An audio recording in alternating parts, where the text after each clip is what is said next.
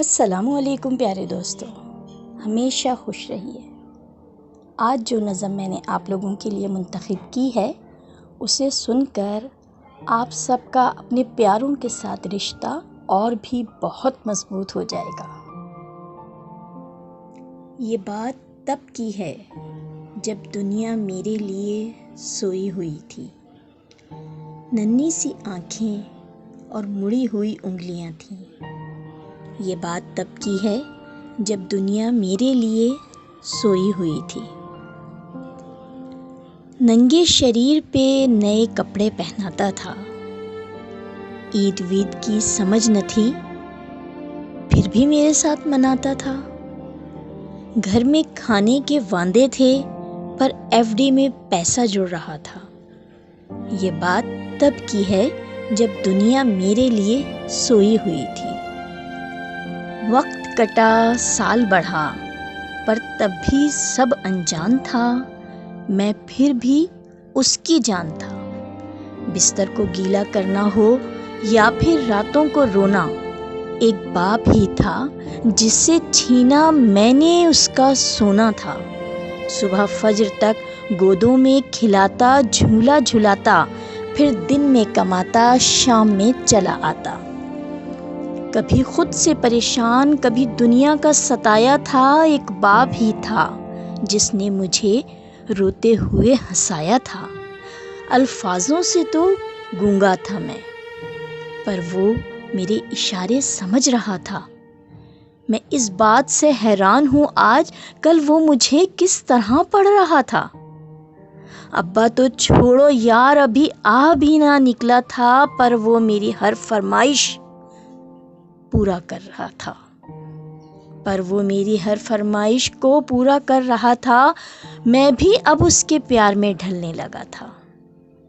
گھر سے وہ نکل نہ جائے اس کے قدموں پہ نظریں رکھنے لگا تھا، اور مدعے تو ہزار تھے بازار میں اس کے پاس۔ کب ڈھل جائے گا سورج، اس کو اس کا انتظار تھا۔ میں بھی دروازے کی چوکھٹ کو تاکتا رہتا تھا، جب ہوتی تھی دستک تو دروازے سے جھانکتا رہتا تھا۔ دیکھ کر اس کی شکل میں دور سے چلاتا تھا، جو بھی اشارے مجھے آتے تھے ان سے اسے قریب بلاتا تھا۔ وہ بھی سب چھوڑ چھاڑ مجھے سینے سے لگاتا تھا، کبھی ہوا میں اچھالتا، کبھی کرتب دکھاتا تھا میری ایک مسکان کے لیے۔ کبھی ہاتھی، کبھی گھوڑا بن جاتا تھا، اور سو سکوں رات بھر سکون کے ساتھ، اسی لیے پوری رات ایک کروٹ میں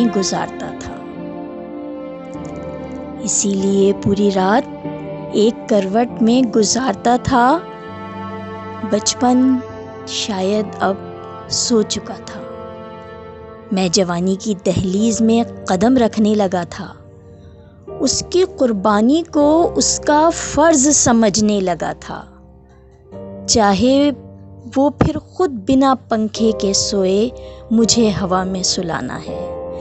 عید کا وہ خود پرانا کپڑا پہننے اور مجھے نیا پہناتا تھا، یا تپتے ہوئے بخار میں ماتھے پر رکھی وہ ٹھنڈی پٹیاں ہوں، یا میری وہ ہر ضد کے آگے جھک جانا۔ وہ بچپن تھا، وہ گزر گیا، وہ رشتہ تھا، وہ سکڑ گیا، اور میں اس قربانی کے بوجھ کو اٹھا نہیں پایا، اسی لیے وہ شہر میں کہیں دور چھوڑ آیا۔ نیا شہر تھا، نئے شہر کی ہوا مجھ پہ چڑھنے لگی۔ اپنے باپ کی ہر نصیحت مجھے بچپنا لگنے لگی۔ کام جو مل گیا تھا، پیسہ جو آنے لگا تھا، کیا ضرورت ہے باپ کو، یہ سوچ مجھ میں پلنے لگی تھی۔ ادھر میرا باپ بے چین تھا میری یاد میں، کچھ روز تو گھر آجا بیٹا، بس یہی تھا اس کی فریاد میں۔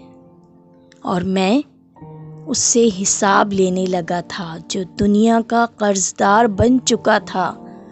کیا ضرورت ہے ابو تمہیں اتنے پیسے کی، یہ سوال کرنے لگا تھا۔ اب گھڑی کا کانٹا پھر پلٹ چکا تھا۔ کل تک میں کسی کا بیٹا تھا، اب ایک باپ بن چکا تھا۔ حسرتوں کے سویٹر میں بھی بننے لگا تھا۔ کل کیا کرے گا میرا بیٹا، میں بھی یہی سوچنے لگا تھا۔ دنیا میں کوئی اس سے آگے تھا نہ کوئی اپنا تھا، سب پرایا تھا، بس وہی ایک سپنا تھا۔ تب مجھ میں ایک جذبات امنڈنے لگا تھا، جس جذبات سے میں ہمیشہ انجان تھا۔ کل کیا گزری ہوگی میرے بابا پر، اب مجھے یہ سمجھ آنے لگا تھا۔ بے لوث محبت کی مورت ہوتا ہے باپ، جو لفظوں میں نہ بنا جائے، قلموں سے نہ لکھا جائے، وہ ہوتا ہے باپ۔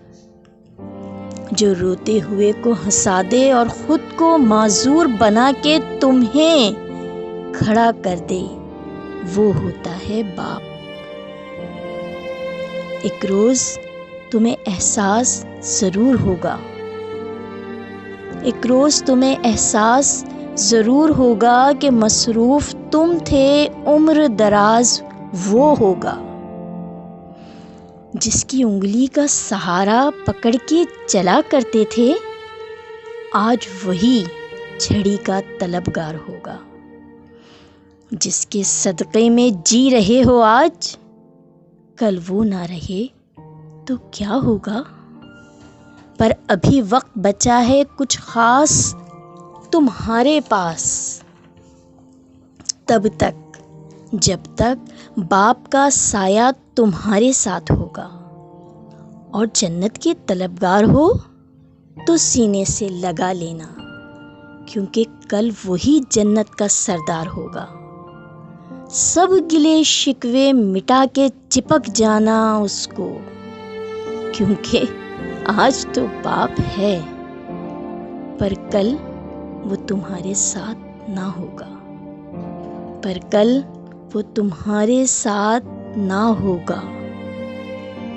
شاعر کہتا ہے، میں اس نظم کا نام نہیں رکھ پایا، میں اس نظم کا نام نہیں رکھ پایا، کیونکہ میں باپ کو ایک لفظ میں بتا نہیں پایا۔